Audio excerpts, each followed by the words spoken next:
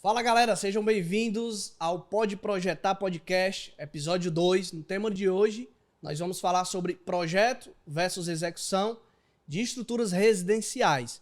Se você ainda não é inscrito no canal do YouTube, se inscreva aí no canal para receber os próximos episódios, as notificações. Clica aí no link, no joinha de gostei e também não esqueça de comentar próximos temas para os nossos próximos episódios e também dicas aí de convidados para a gente trazer aqui no podcast sobre projetos de engenharia. No episódio de hoje, eu trouxe um convidado muito especial, que talvez vocês já conheçam, e vou fazer a apresentação dele agora. Na realidade, eu vou chamar ele mesmo para apresentar para vocês. É o Felipe Soares, da Z Construções. Cara, que podcast top, viu? Muito feliz em estar aqui, Éder. Muito obrigado pelo convite, cara. Vim direto de Maceió para fazer esse podcast com você. Sabe que eu tenho um carinho enorme e admiro demais seu trabalho. Se você não me conhece ainda, eu sou o engenheiro Felipe Soares, da AZ Construções. Trabalho com execução de obras há 10 anos. Então, trabalho na parte de gestão e execução de obras. E esse tema, ele é fantástico, sabe por quê? Talvez poucas pessoas saibam disso, mas a minha primeira pós-graduação foi em estruturas de concreto armado e fundação, inclusive com o Jonathan, e em algumas situações a gente bateu papo sobre isso, cara. Mais uma vez, obrigado pelo convite.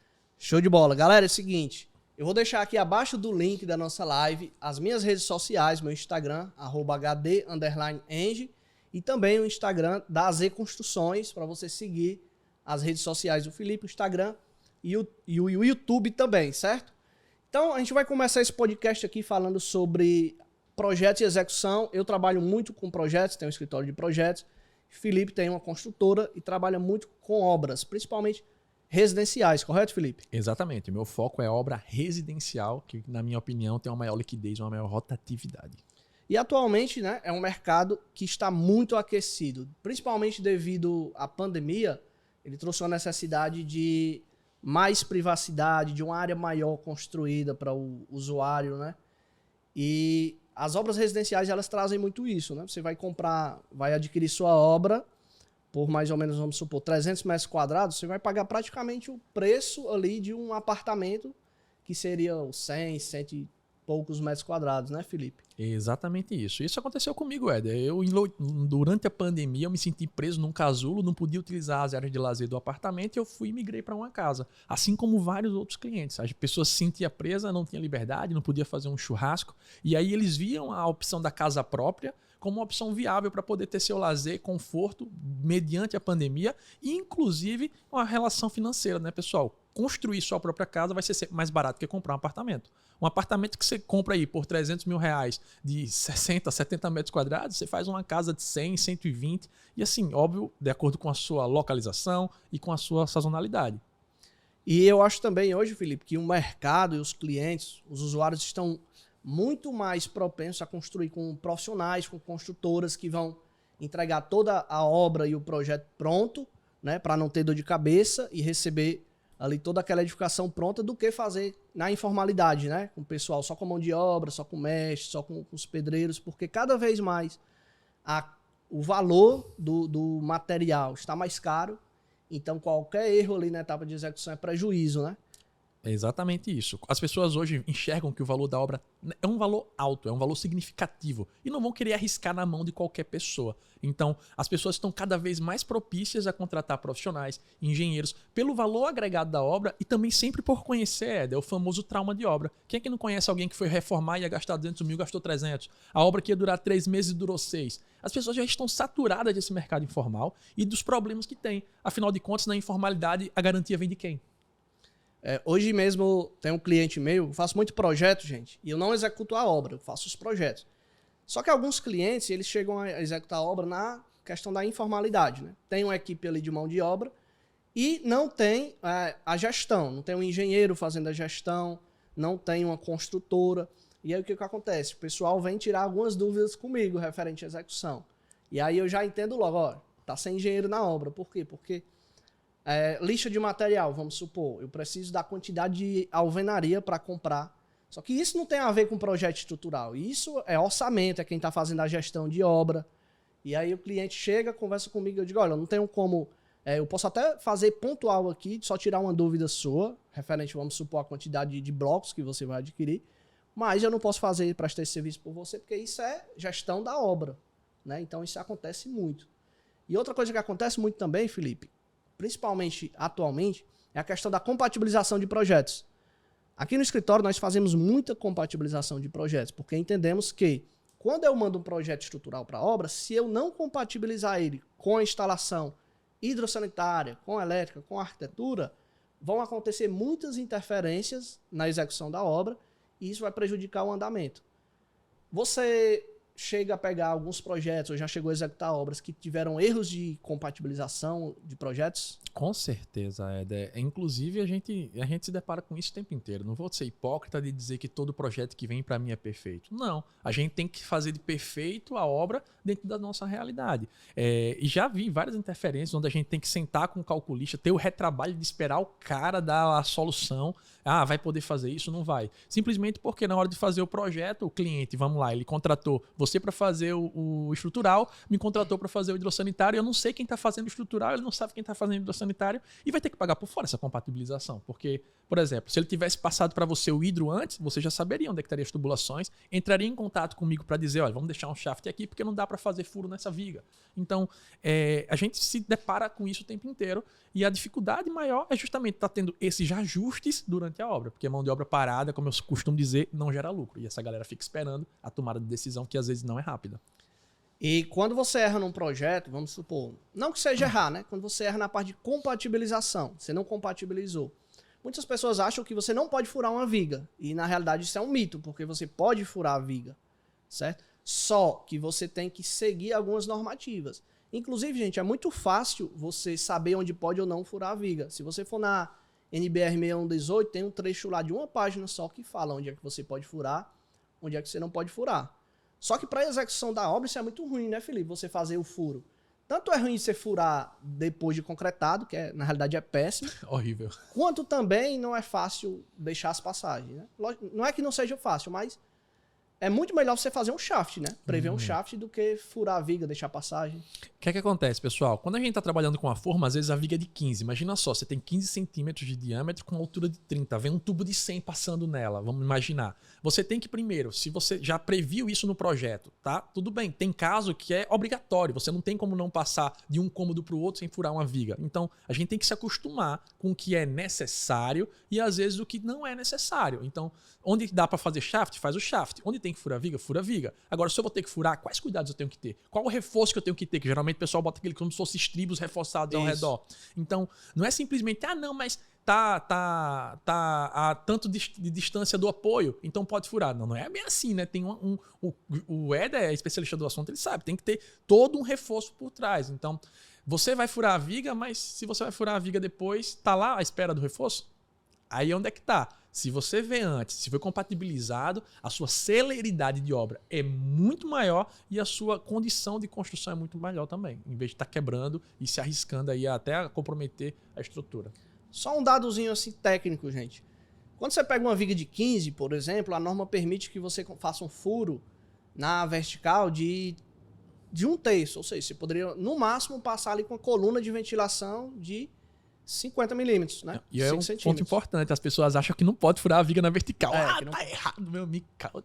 Não, e os engenheiros da internet é o seguinte, aí vê um furo na viga, olha só como é que você faz um negócio desse. Eu digo, meu velho, calma, a gente só faz o que tá na norma, dá uma olhadinha na norma. E principalmente instalação de água fria, por exemplo. Água fria, o tubo de 25, um tubo de 40, você pode furar na vertical. Agora tem que ter alguns cuidados. Você não vai fazer vários furos entre os mesmos estribos.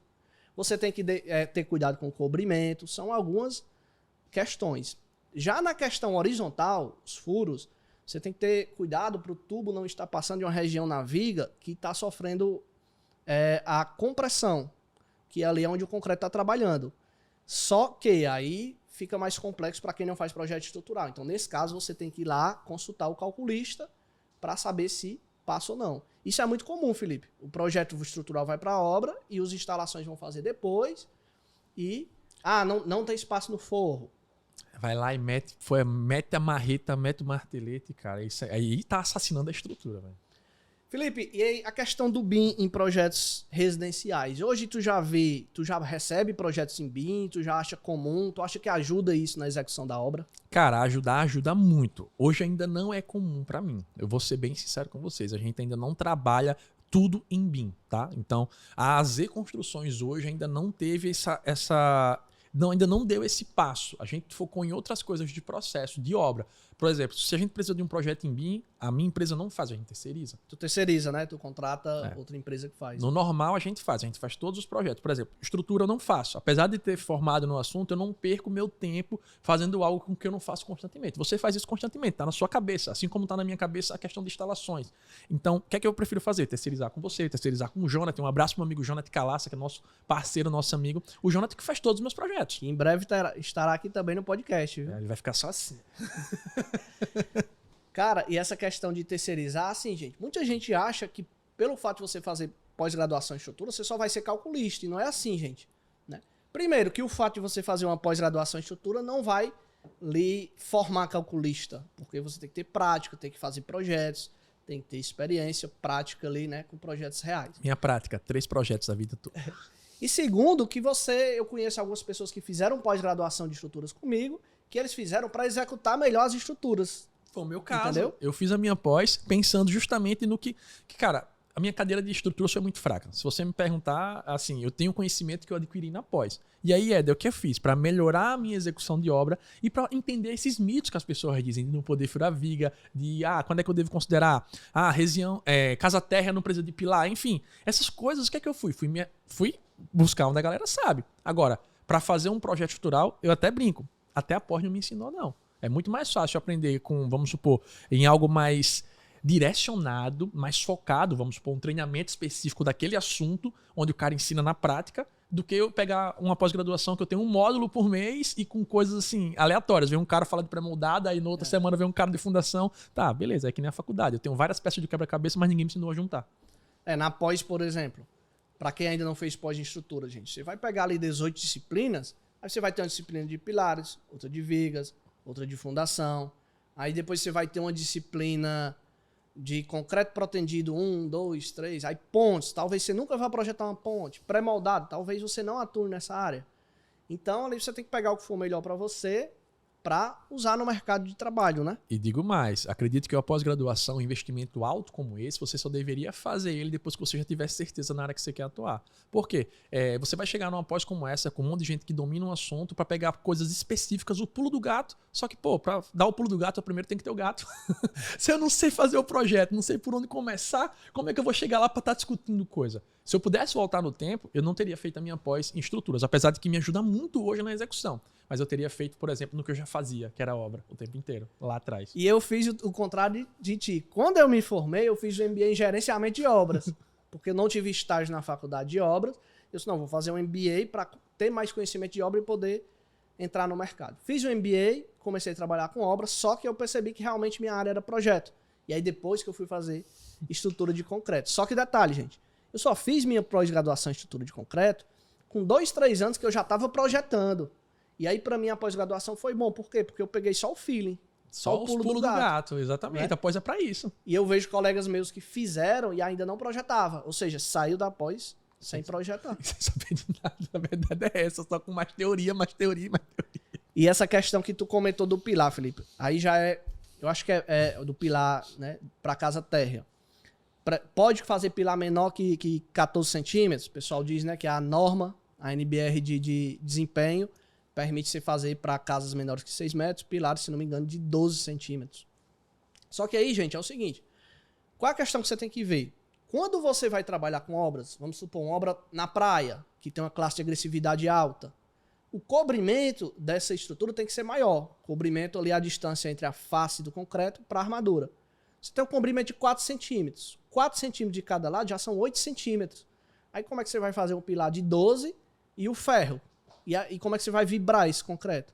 E outra, no dia que der problema, Felipe, eles vão chamar quem? Você, exatamente. O engenheiro responsável, né? Tem que ter muito cuidado. Felipe, tu faz pilar de 12? Faço.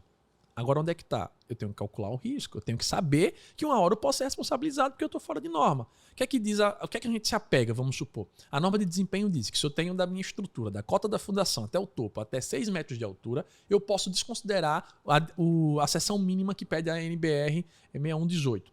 E aí, o que é que acontece? Felipe, dá para fazer? Quer dizer que vai cair se você não fizer? Eu não estou dizendo que vai cair. A gente tem casa aí que não tem um pilar que não vai cair, mas vai continuar com manifestação patológica pro resto da vida. Então é esse cuidado que eu tenho que ter. Felipe, e aí, como é que tu assume esse risco? Baseado nesses anos de obra que eu tenho, na experiência que eu tenho, na pós-graduação que eu fiz, onde eu sei o que o Ed acabou de falar do seu cobrimento, eu vou analisar onde eu posso trabalhar com essa seção menor e onde não. E, óbvio, arcar com a consequência se der um problema. Graças a Deus, até hoje a gente nunca teve problema. A gente, inclusive, tem clientes recorrentes. E se um dia isso acontecer, eu vou ter que arcar. Aí eu tenho que pesar quanto que eu ganhei nesses últimos 5 anos, 10 anos e quanto que eu vou gastar em um reforço. Então, assim, eu não posso chegar aqui para você dizendo faça pilar menor do que a seção da norma. Não posso. Eu posso dizer que eu assumo o risco, porque a NBR só tem força de lei se for para lei, se eu for para a justiça.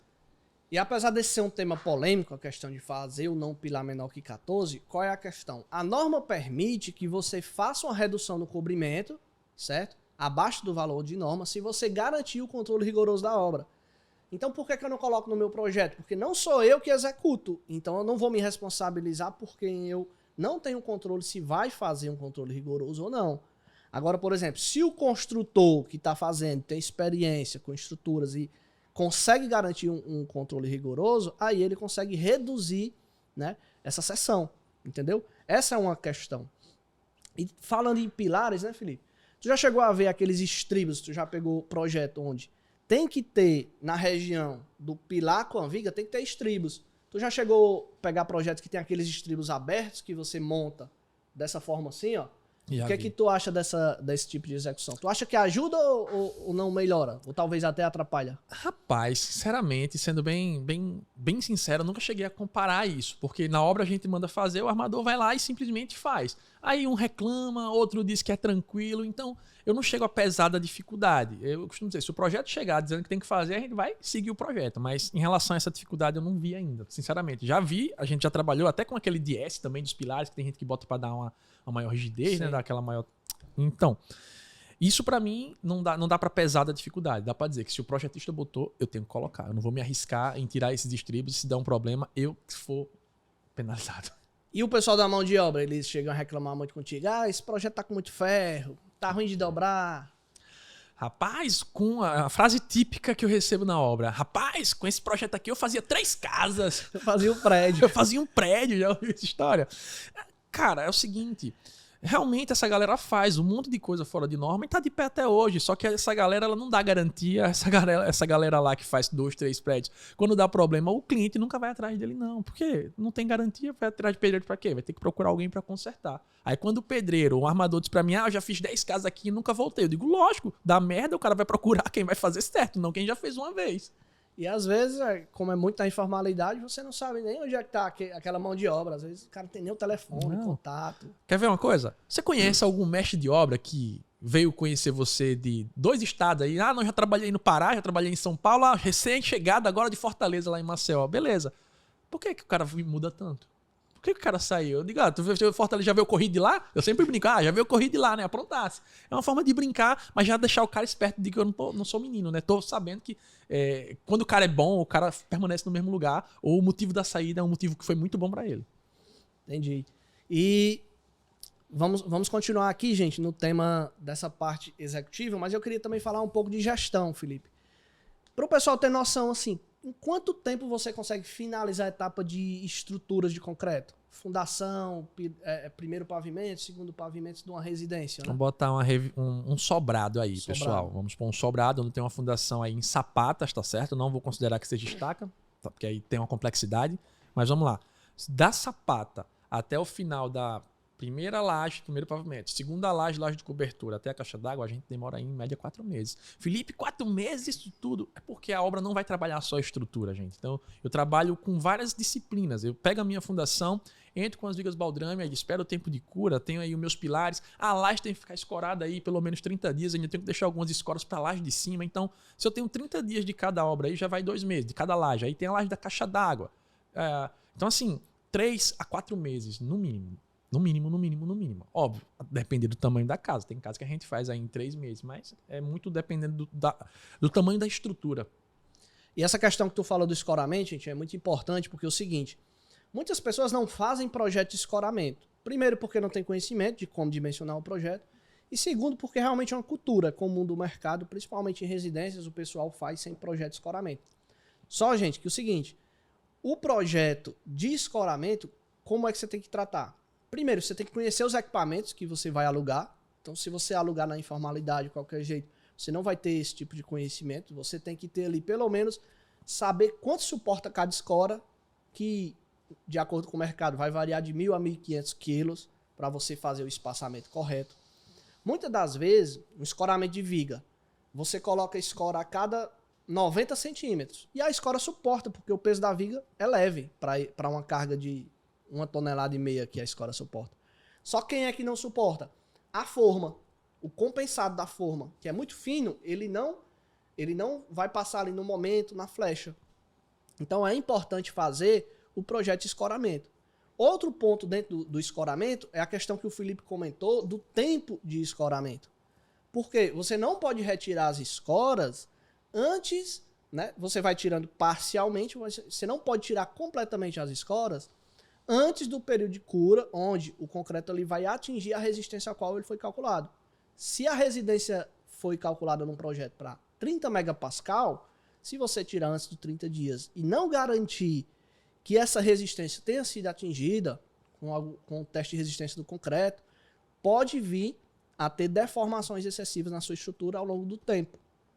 Você vê muito isso em obra, Felipe? Não suas obras, em outras obras, o pessoal tirar a escora antes do tempo, fazer o escoramento de qualquer jeito. A galera brinca de construir, gente. Eu brinco que hoje o mercado da construção ele é muito prostituído porque tem muita gente que brinca de construir. O cara, às vezes, construtor, cara, engenheiro, tem um conhecimento, só que aí ele tá na ambição de pegar muita obra, aí pega a obra, não bota um engenheiro lá, bota um mestre. Com 15 dias não tem mais escora, velho. Eu tô falando que eu já vi em frente à casa, do construindo casas, do treinamento que eu tenho. Em frente, a laje do cara deformou, que selou, saiu todo o revestimento dela. Teve que quebrar a laje, reforçar a laje. A casa com 6 meses de entregue, cara.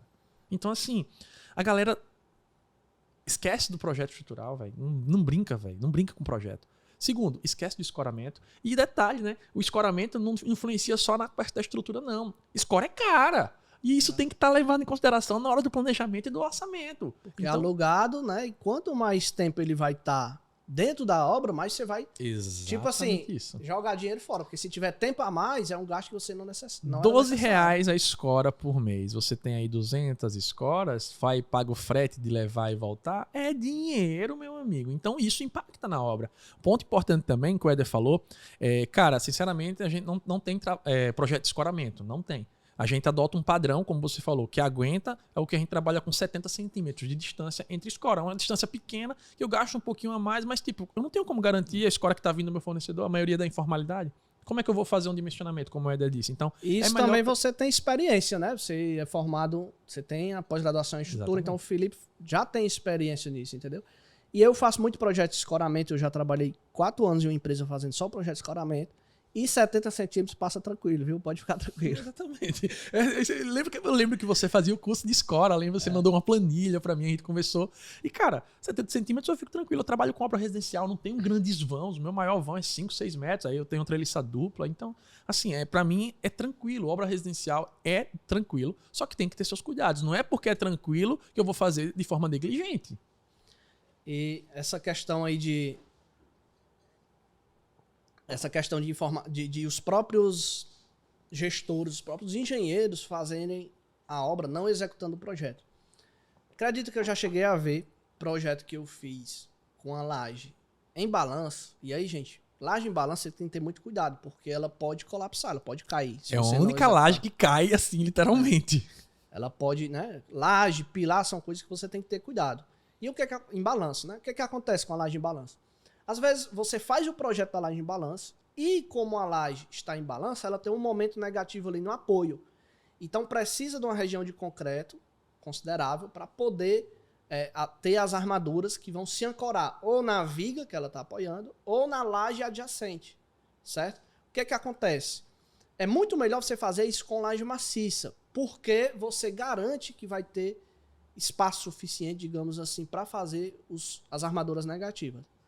Agora, quando você faz com laje treliçada, não pode? Não é que não pode, mas mesmo assim você tem que ter uma regiãozinha de maciço que é para fazer a armadura negativa. E o pessoal não faz na obra.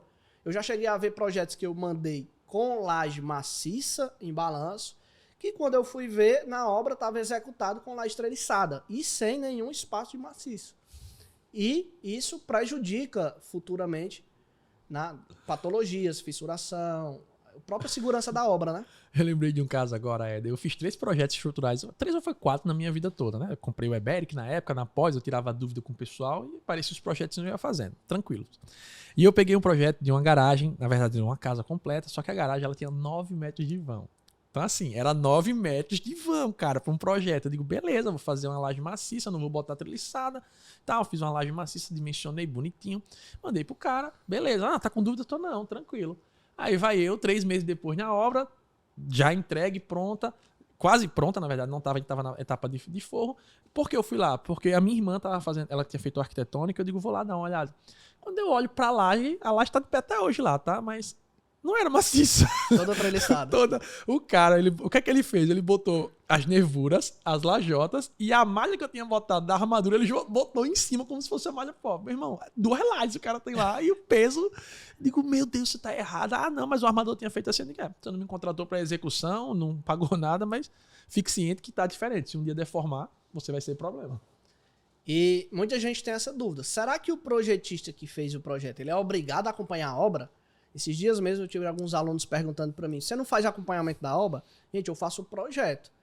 A responsabilidade de execução da obra é do gestor da obra, da construtora, do engenheiro que está fazendo a administração da obra.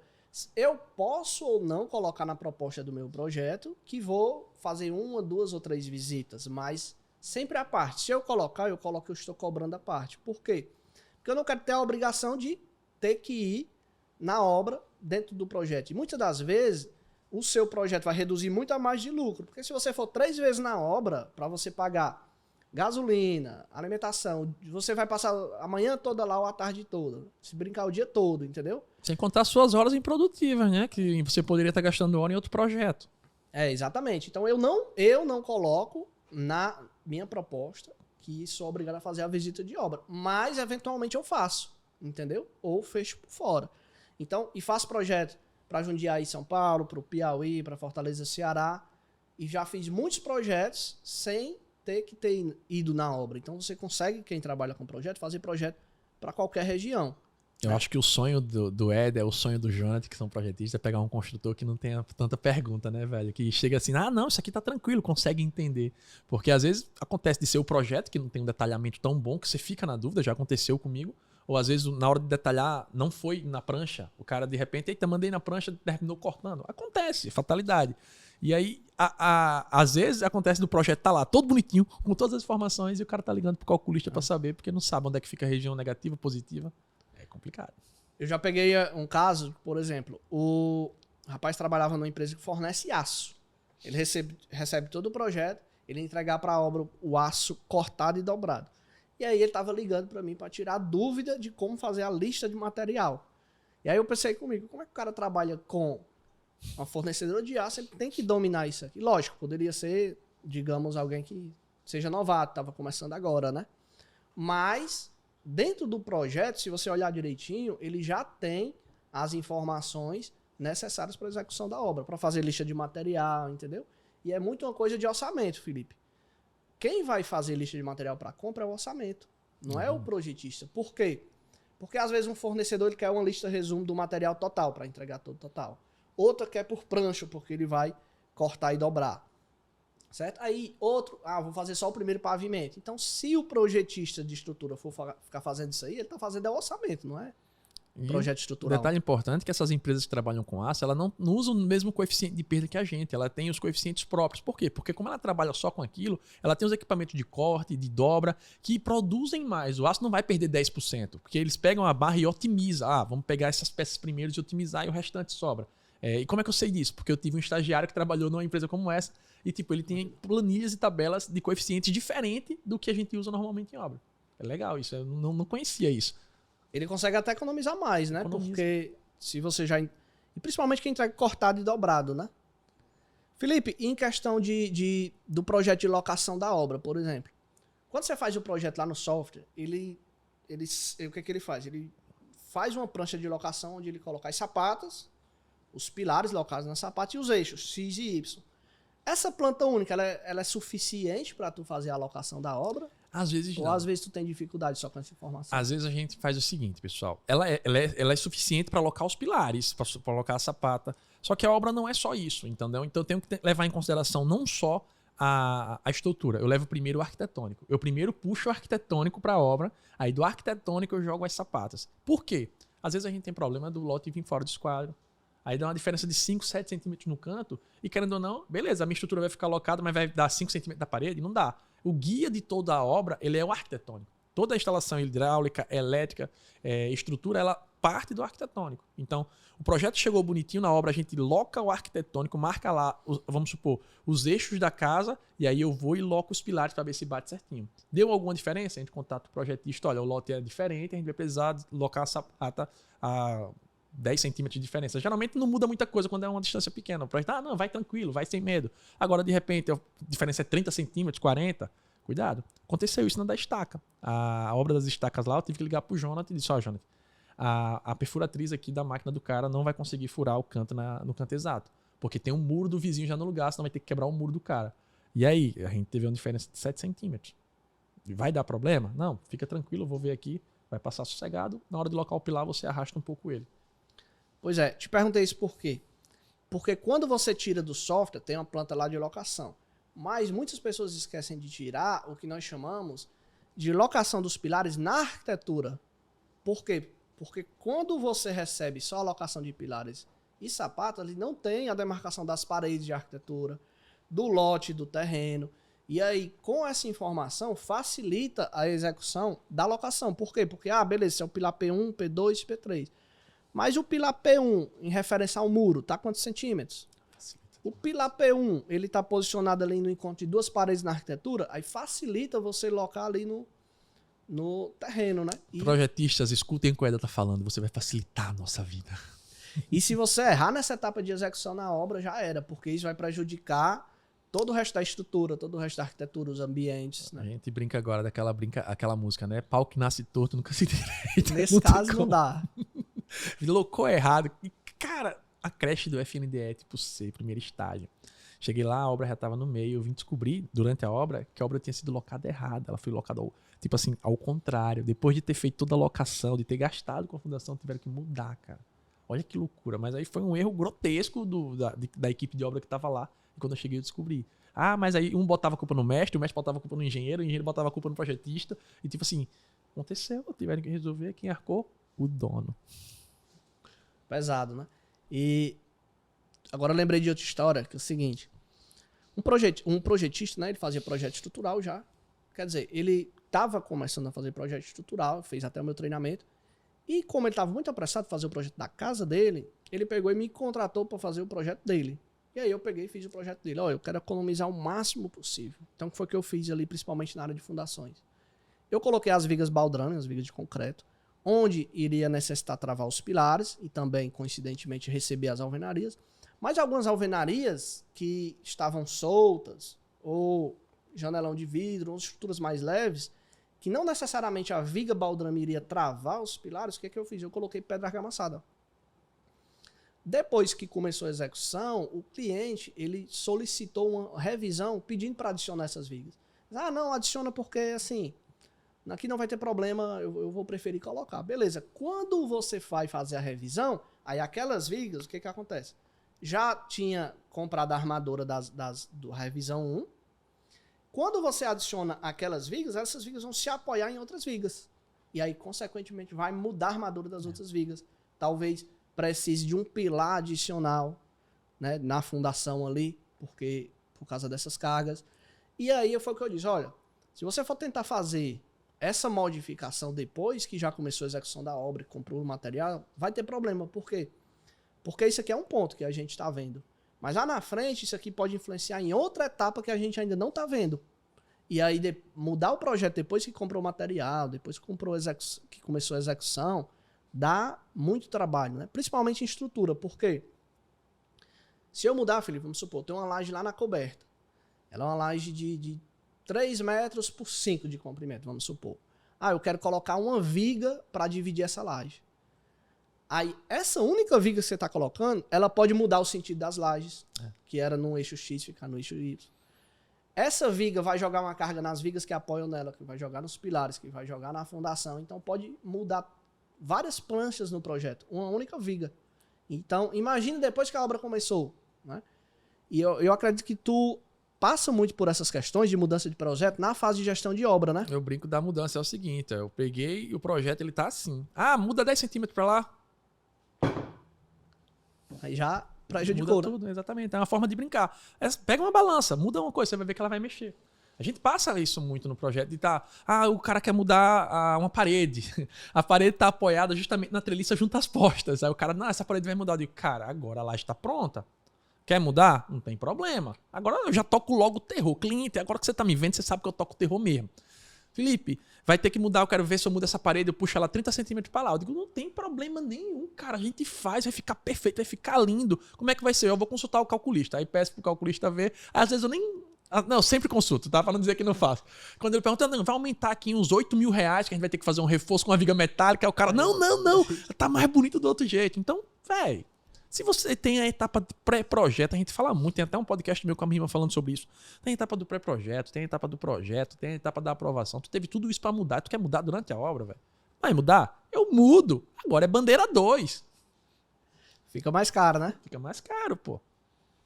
Cara, e nessa questão de mudanças, né? Às vezes a gente pensa que vai mudar só na estrutura. Mas às vezes, gente, uma mudança dessa daí na estrutura, ela pode influenciar no projeto de instalações. Coberta, muda tudo, cara. Mudar projeto é uma bosta. Não mudem projeto depois de pronto. Na parte elétrica e do sanitário, né? E às vezes esses outros profissionais estão nem envolvidos, entendeu? Aí imagina você ter que ficar revisando, né? Eu fiz um projeto que a gente entregou a versão final. Pronto, aqui é a versão final. Depois que entregou, aí o cliente, não dá pra mudar a piscina, né? Tinha a piscina lá, tinha a casa de bombas. A gente quer mudar aqui pro corredor. Tipo, eram, sei lá, uns 10 metros. Aí imagina você pegar toda a tubulação que leva pra piscina, abastecimento, bomba reserva, filtro. Aí você ter que deslocar para o corredor, que é um local bem estreito. Então, isso aí vai gerar o quê? Uma mudança em diversos itens do projeto. Nós estamos falando de abastecimento de água, mas a parte de esgoto, que naquele corredor tinha caixa de dispersão, muda tudo, cara. Água pluvial, né?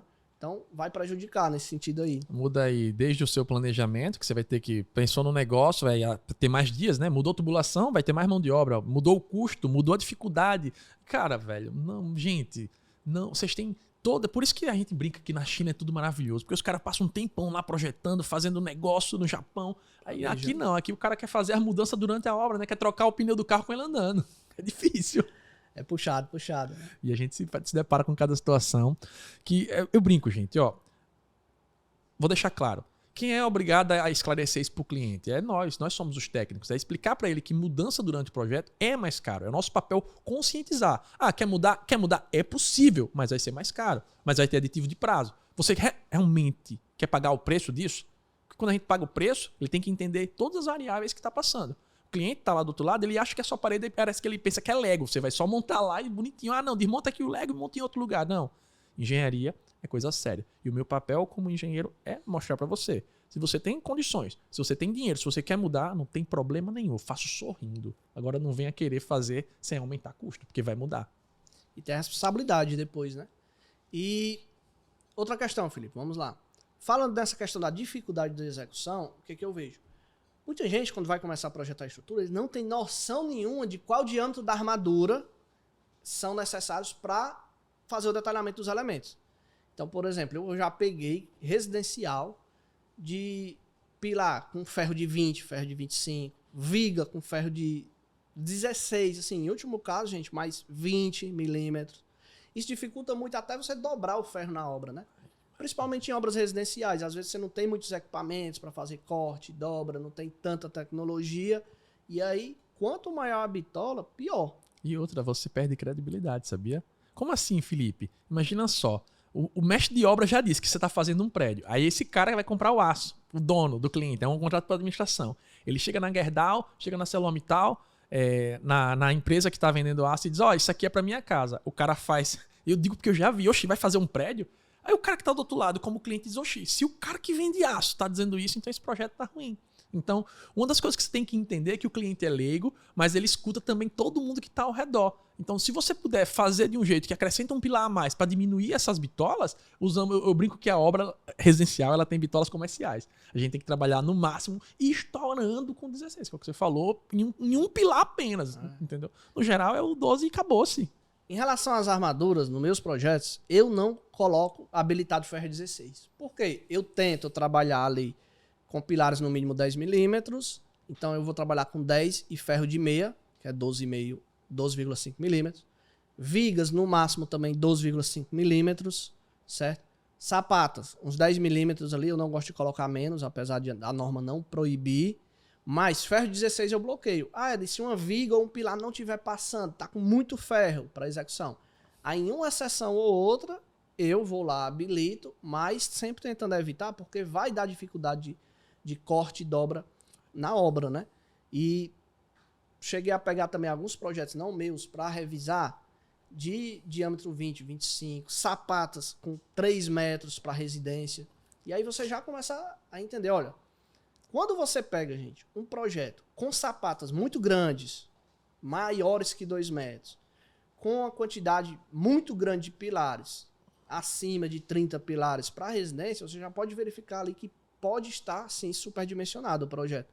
Entendeu? É comum o pessoal, simplesmente jogar no software, aí às vezes não faz a sondagem, mete uma sapata do tamanho do mundo, e na verdade só quem tá perdendo dinheiro ou é o construtor ou é o cliente, porque o dinheiro do aço não tá barato, você termina gastando aí realmente o que o cara diz 2, 3 vezes, velho. Então, na hora de projetar, eu recomendo, procure um especialista, procure quem sabe, porque o barato sai muito caro. Em projeto estrutural, quanto mais você superdimensionar o projeto, você vai onerar muito o custo da obra. Por quê? Porque o aço está muito caro. Na pandemia chegou a bater 10, 12 reais o quilo. Então, se você colocar ali, digamos, 500 quilos a mais em um projeto, são 5 mil reais a mais, só de material. Imagina a mão de obra para cortar e dobrar e montar. Então, isso é um dos itens que o cliente descobre se o seu projeto é ou não superdimensionado. Porque o cliente não entende nada do seu projeto.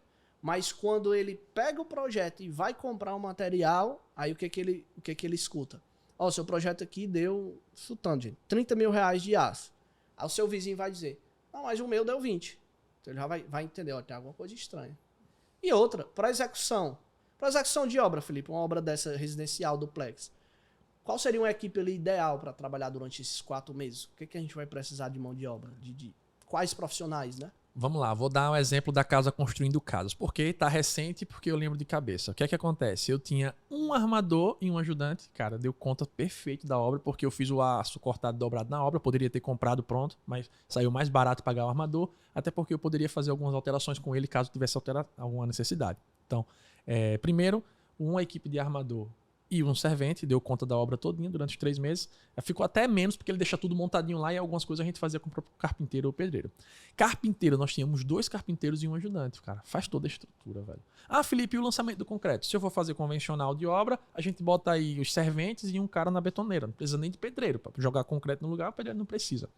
E, então, a equipe de uma obra residencial, ela nunca passa de 6 pessoas, gente. Óbvio. Nas etapas normais. No acabamento, às vezes você vai precisar de uma equipe de gesso, uma equipe de uma coisa ou outra e termina aumentando o fluxo. Mas, no geral, 6 pessoas. Fora a equipe de concreto. Concreto é aquela coisa, tá passando o menino da rua, tu já aguenta um balde? Aguenta, vamos pegar aqui que vai concretar essas vigas.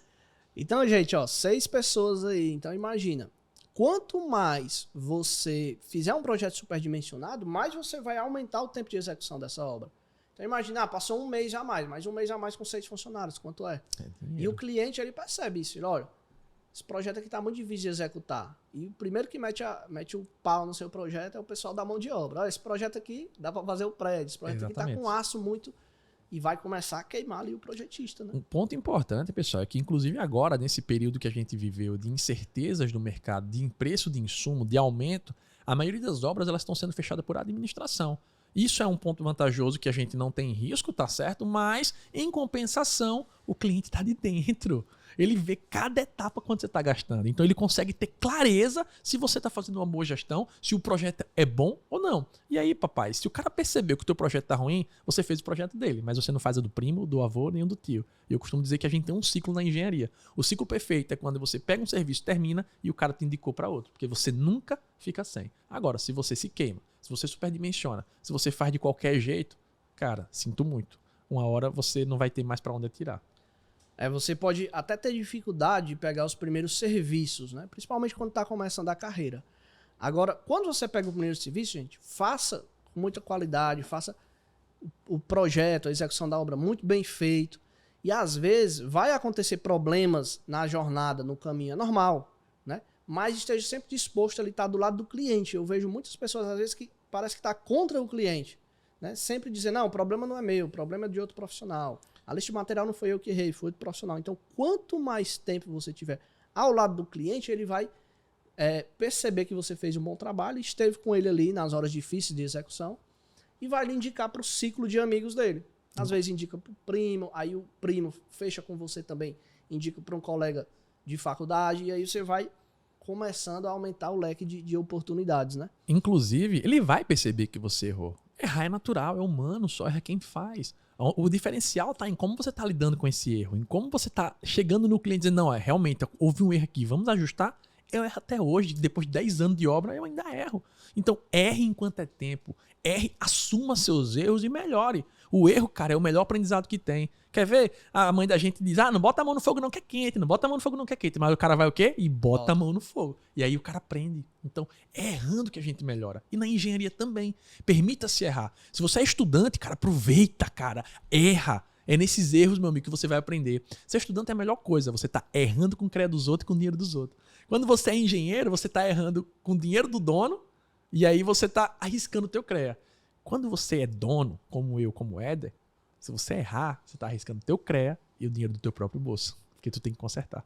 E quando o cara é estudante, ele, além de errar com o dinheiro dos outros, né, ele não tem responsabilidade técnica, porque a responsabilidade técnica em cima dele vai ser o gestor dele, né? Aí você tem mais oportunidades.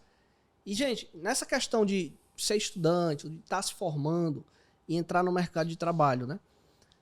No meu caso, eu decidi ir para o mercado de trabalho na parte de projetos. Por quê? Porque era o que eu tinha mais habilidade, que eu conseguia performar melhor. Produzir mais, né? Fazer projetos, mais projetos. E ali ter, digamos, aquela questão de ter o salário que você sonhou ali em ter na engenharia, de ganhar o que você merece, né? Já o Felipe foi para a área de obras.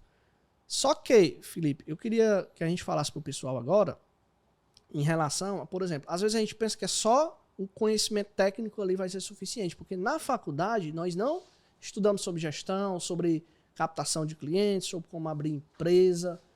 Como é que foi no começo para ti essa questão de lidar com ter empresa, né? Decidiu ter empresa e aí onde é que tu buscou esse conhecimento para se capacitar? Tanto na parte técnica quanto na parte de gestão.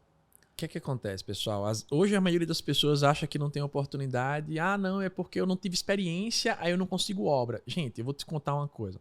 Em 2016, eu tive a oportunidade de começar a trabalhar com obra no final de 2011. Desde 2012 eu trabalho com obra de alto padrão, obras residenciais de grande porte, loteamento. Então, trabalhei em grandes construtoras. Eu tive essa oportunidade de aprender no campo de batalha, de conciliar com a teoria de faculdade e depois me tornar engenheiro de empresa. Então, eu aprendi no processo. Só que uma das coisas que a gente esquece é que a maioria dos engenheiros são vendados. Ele acredita que o mercado de obras é sair da faculdade e trabalhar numa grande construtora, num grande escritório e que tá a estabilidade dele perfeito. Comenta aqui pra mim, bota aqui no comentário. Quanto é que estão pagando para um engenheiro recém-formado na tua região? É isso que tu quer pra tua vida? Eu estava vivendo o ápice da minha vida em 2015. 2015 eu estava como gerente de obras de AFAC, eu era engenheiro do município de Cajueiro, uma cidade aí de 23 mil habitantes, a 70 quilômetros da capital Maceió, e ainda era coordenador do Pronatec, cara. Eu chegava a fazer 20 pau com 23 anos. Óbvio que eu estava como gerente de obras de uma empresa, eu ganhava percentual do lucro dela. Então, isso fazia meu salário aumentar. E, cara, eu estava vivendo o céu. E eu digo, meu Deus, isso é bom demais, essa estabilidade, esse dinheiro. E virou um pesadelo para mim. Porque eu tinha conhecimento técnico para trabalhar para os outros. Só que aí, Um dia eu bati o carro porque estava cochilando no volante, não aconteceu nada de grave, mas eu percebi que já não era o suficiente para mim. Meu corpo não estava aguentando os 3. Pedi demissão da FAC, que era o que dava o maior lucro, entre aspas, a maior parte do meu salário, mas compensação que me desgastava, trabalhar de sábado a sábado, às vezes dia de domingo, concretagem. E tipo, os outros 2 empregos eu trabalhava 2 dias na semana e me dava uma renda legal. Enquanto eu estava nesses 2 empregos, sempre aparecia um projetinho da prefeitura, uma regularização por fora. Quem está no mercado está sempre no mercado. Em 2016, se eu não me engano, 2016 ou foi 2015, eu não vou lembrar agora, certo?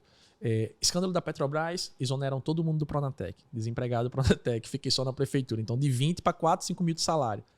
Dia 3 de outubro de 2016, eleição, a prefeita que me contratou perdeu a eleição e eu fui demitido, Éder. Cara, naquele momento parece que eu estava invisível, eu não conseguia projeto. Eu sabia projetar, porque eu saí da faculdade sem saber projetar. Mas aí, durante o percurso na prefeitura, eu tive que aprender, senão eu era demitido. Então, tem que entender que tem esses ventos de oportunidade que fazem com que você aprenda um pouquinho de cada coisa. Mas a minha especialidade era a obra. Eu já sabia fazer obra, já tinha sido gerente de obra, já tinha aí 5, 6 anos de obra de todo tipo, mas não conseguia projeto, não conseguia obra. Eu fiquei desempregado, quebrado, devendo dinheiro e parece que ninguém me via. Eu brinco que nem cachorro fazia xixi em mim, parece que eu tava invisível, cara. E eu descobri uma coisa fundamental. Não adianta ser o melhor engenheiro de obra nenhuma. Não adianta ser o melhor projetista estrutural e não ter projeto. Vai ser só um livro que nunca foi lido. Você tem que aprender o principal, que é o que as grandes empresas fazem. É captar cliente. Se a Apple, ela é top, né? Todo mundo quer ter um iPhone. Deixa a Apple parar de vender um ano. Você vê se ela continua de pé. Não continua. O engenheiro, se a Apple parar de vender, ela quebra. Imagine você se não souber captar clientes, se não souber pegar serviço. Você quebra. E eu tive que descobrir algo que eu já sabia. Como eu trabalhava com venda desde os 13, 14 anos, eu tive uma escola de vendas. Eu trabalhava, vendia refrigerante, vendia um monte de coisa com meu avô. Eu trabalhei dentro do comércio. Só que aí eu comecei a adequar, a fazer estudos, fiz curso de coach, treinamentos de captação de cliente, comecei a ler muito livro de armas de persuasão, a arte da guerra, treinamentos que me fizeram desenvolver o pessoal, porque a técnica eu já tinha. Mas, como eu falei, não adianta. E aí o que é que acontece? A galera foca na técnica, foca em aprender de tudo e continua lá, parado, desempregado, sem pegar projeto, gastou 50 mil numa faculdade, mas não sabe fazer. Sabe fazer o projeto, mas não sabe ter o cliente. Então, eu tive que descobrir, Éder, como vender meu serviço. Como criar uma metodologia que fosse capaz de mudar a minha vida e a vida da minha família. Porque naquele momento eu tinha um filho de 6 meses, desempregado, tava liso. Tá até ali a Karina, um beijo, meu amor, tá aí do outro lado. E aquele momento foi difícil, cara, foi difícil. Aí eu tive que me reinventar. E aí no ano seguinte eu foquei na minha empresa. Eu descobri que estabilidade não existe trabalhando para os outros e a sua estabilidade é você que cria. Aí o negócio deslanchou primeiro com projeto. Por quê? O projeto era mais fácil do cara fazer naquela época porque eu não tinha capital, eu não conhecia o financiamento, não sabia como é que as coisas aconteceriam, porque eu sabia fazer a obra, mas ia até ter a obra. E como é que faz o cliente fechar comigo? Qual o contrato que eu vou trazer? Isso a faculdade não ensina e canto não ensina, só a vivência prática. Então, começou através dos projetos, o projeto começou a trazer obra e obra começou a trazer mais obra. Então, a dificuldade foi pegar a primeira. A primeira obra é a mais difícil. Eu acho que o primeiro projeto estrutural também deve ser o mais difícil. Porque até então, você vai numa padaria que não tem pão? Você não vai. Você quer uma prateleira, você quer poder ver o que o cara já fez para saber qual vai escolher. E quando você tem uma prateleira de obras, é muito mais fácil. O cara olha o teu portfólio e diz, não, esse cara tem capacidade de fazer minha casa. Esse cara tem capacidade de fazer meu projeto. Então, o primeiro projeto vai chamar mais projeto. A primeira obra vai chamar mais obra. E se você fizer o serviço bem feito, acredito que eu estou falando, você nunca vai ficar sem serviço. Agora, se você fizer serviço medíocre, você vai ficar de fora do mercado. E, recentemente, tu lançou até o teu livro, né? Que fala sobre isso, exatamente, né? Fala aí pra galera do teu livro aí. Que eu vou... Gente, eu vou deixar o link das redes sociais do Felipe, e aí você pode entrar em contato com ele também. Ele vai falar sobre o livro que ele lançou aí com esse tema, né? Cara, é uma realização muito grande. Até a gente sabe que livro no Brasil não dá dinheiro, tá, gente? Você esqueça se você achar que vender livro para engenheiro vai dar dinheiro. Não vai, mas a realização que eu tive é de ver as transformações das pessoas. Você tem noção, o livro lançou faz menos de 2 meses, já vendeu mais de 1000 livros, tá? Só comigo, fora os que a editora vendeu. E o que é que traz esse livro? Esse livro, o nome dele é A Grande Sacada do Engenheiro.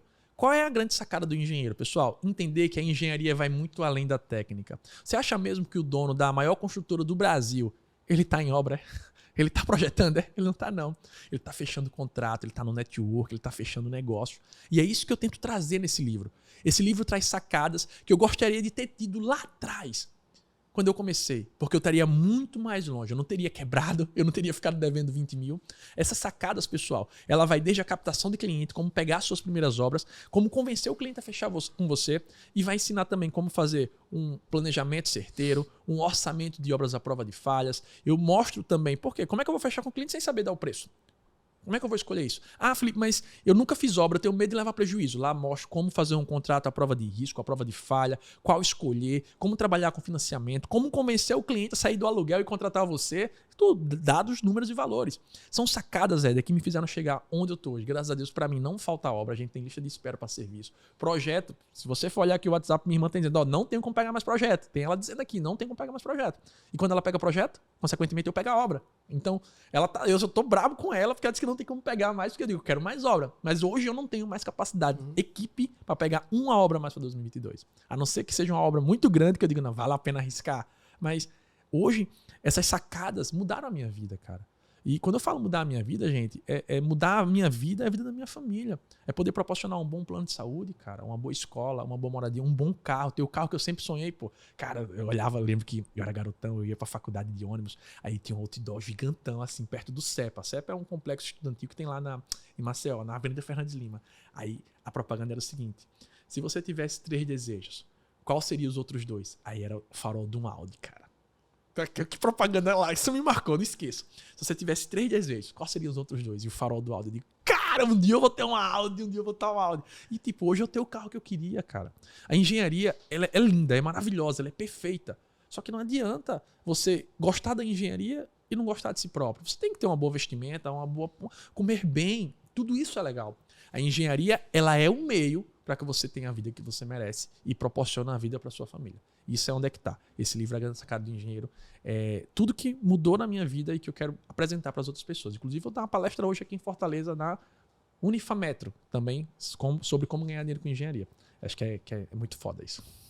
Show de bola. Então, gente, vai ficar aí o link aí para você entrar em contato com o Felipe e poder saber mais sobre o livro dele, poder adquirir, poder conhecer aí todo esse conhecimento que a gente não encontra na faculdade, né? Eu também, quando fui abrir minha empresa, ali em 2017, né, primeiro eu abri a empresa. Passei uns 6 meses ali, de 2017, prestando serviço para outra empresa, como gestor, gerenciamento de obra. E aí o que aconteceu? 6 meses, a empresa era uma empresa pequena, estava pegando obras de estrutura metálica. Eu recebi 3 meses, não vou falar o salário, mas um salário muito baixo, né? Que era só para mim começar a entender sobre como tocar uma empresa. Por quê? Porque eu estava em contato direto com o dono. Como tocar uma empresa, como fechar serviço e tal. Com 3 meses, recebi o salário muito baixo. Com os outros 3 meses, atrasou. No 6º mês, a empresa quebrou. A estabilidade já era.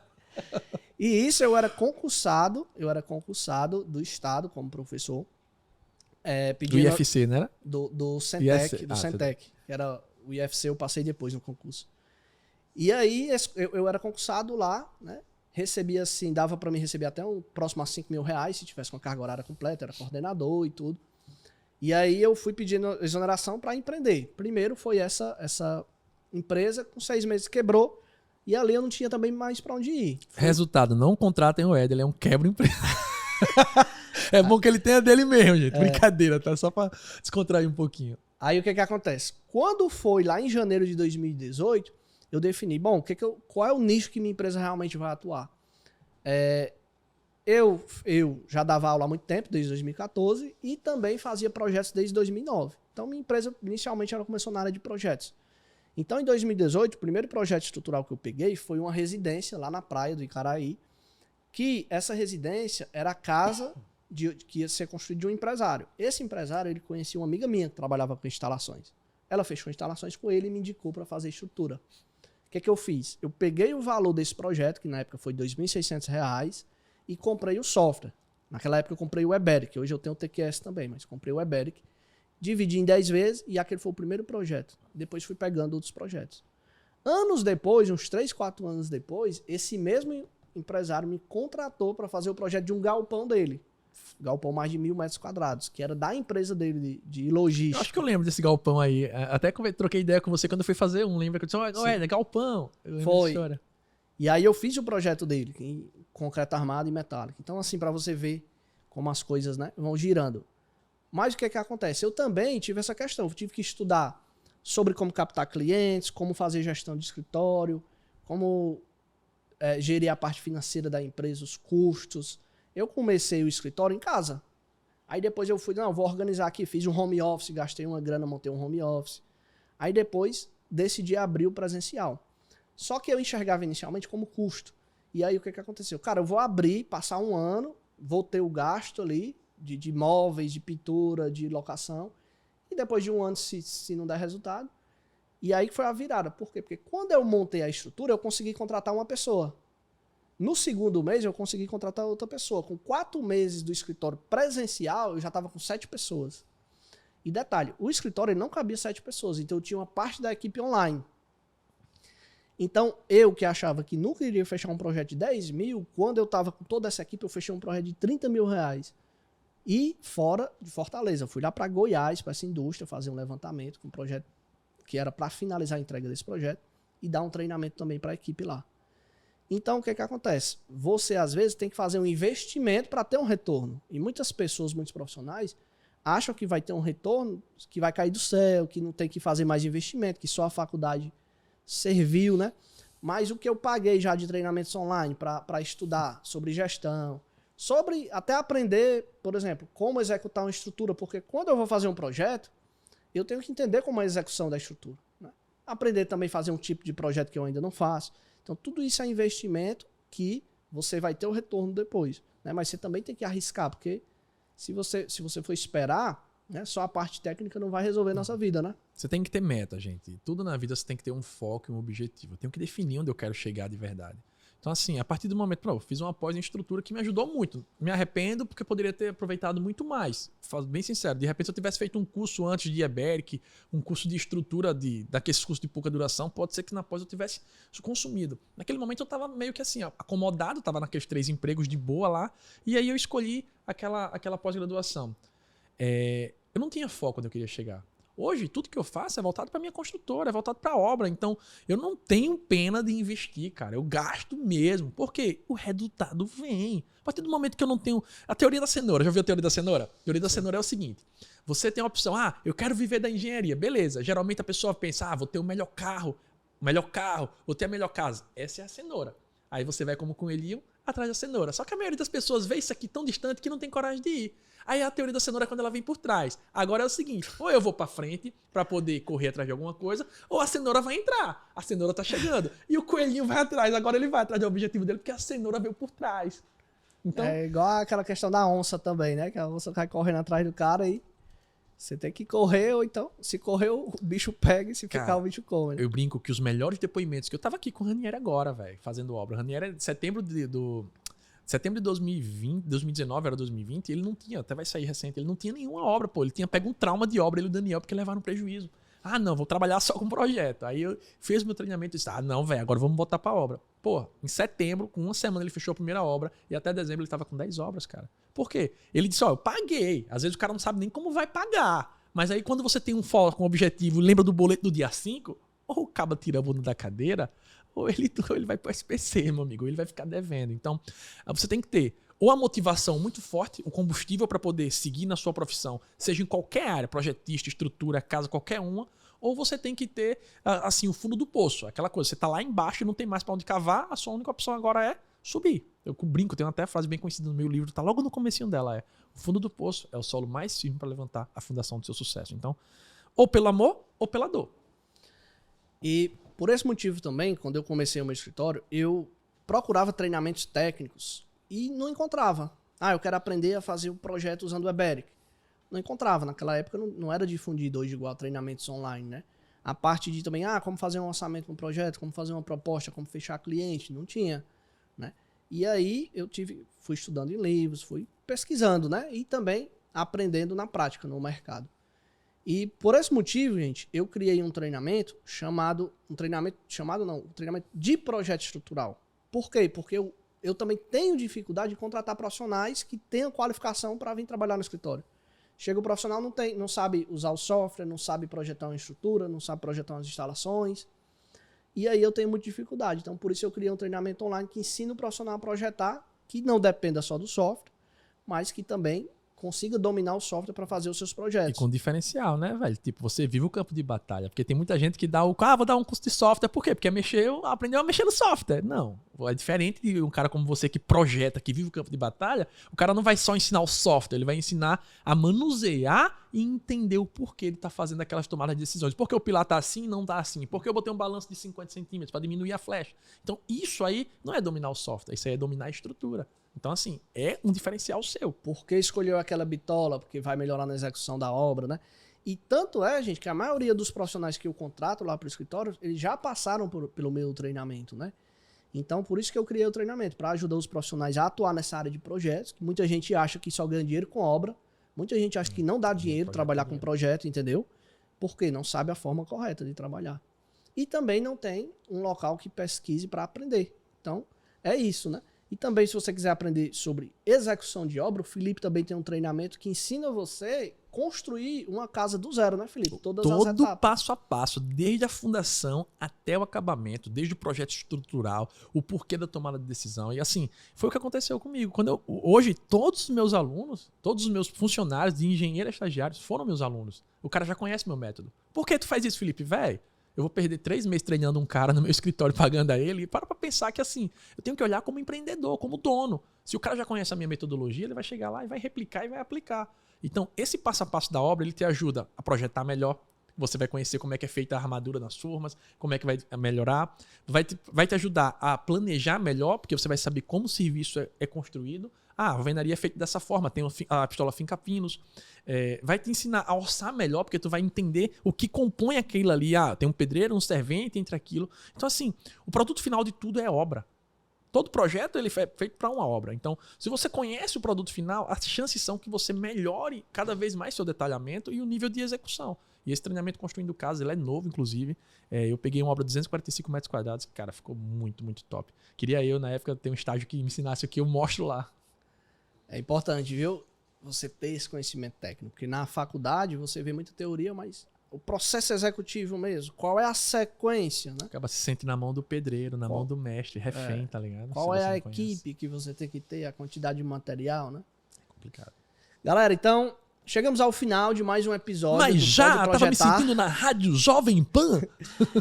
E eu vou pedir pro Felipe fazer a finalização dele aqui. E depois vou finalizar aqui pra vocês também. E aí, queria deixar um recado final pra gente? Queria, cara. Primeira coisa, se inscreve no canal do Éder, compartilha. Você não tem noção de como é trabalhoso a gente tá aqui num dia de serviço, trazendo conteúdo pra vocês. Então, assim, a gente tem que valorizar quem entrega conteúdo, cara. E às vezes eu fico muito puto.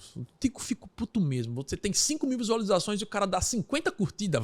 Vai cair teu dedo. Bota o dedo em outro lugar.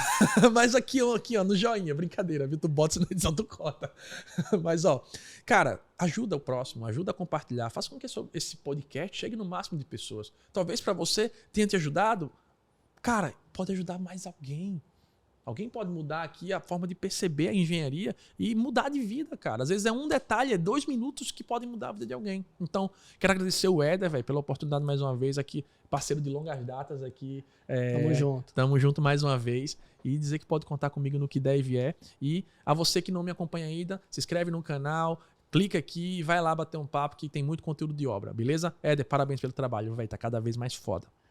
Valeu, Felipe, obrigado pela participação. O Felipe já é um amigo de longa data e a gente se conheceu na internet, né? Pelo internet Instagram. proporciona, né, tá vendo? A engenharia uniu aí a amizade mesmo. Eu conheci a esposa dele, ele conheceu a minha esposa hoje, a gente conversa. Então, a internet ela nos proporciona criar laços, cara. Hoje eu conheço o Jonathan, o Matheus, assim, é um network muito foda que fecha negócio também. A gente tem um indica o projeto, ajuda o outro, então tá todo mundo ganhando. Cara. Tira dúvida, né, de como é que vai ser a execução e tal, o projeto. E aí, gente, a gente se conheceu desde, se não me engano, acho que 2018 aí pela internet, já fizemos cursos juntos, montamos treinamentos juntos, ministramos palestras em eventos, congressos nacionais e virou um grande amigo aí. Sigam as redes sociais do Felipe, que ele traz muito conteúdo aí focado na parte de execução de obra. O Felipe já tem mais de 100 mil seguidores aí, né, Felipe? 146 mil. 146 mil seguidores lá no Instagram, tem o YouTube também, vou deixar os 2 links para você seguir eles. E não esqueça de comentar aí na descrição novos temas que você gostaria de ver aqui no Pode Projetar. Lembrando que o nosso foco são projetos de engenharia, aliando ali a temas complementares como o de hoje, que foi projeto vezes execução de estruturas de concreto, certo? Se inscreva no canal, não se esqueça. Coloca o joinha aí de gostei também. E comente sobre novos convidados que você gostaria de ver aqui no Pode Projetar, tá bom? Finalizamos mais um episódio do podcast Pode Projetar e eu te aguardo no próximo episódio. Tamo junto!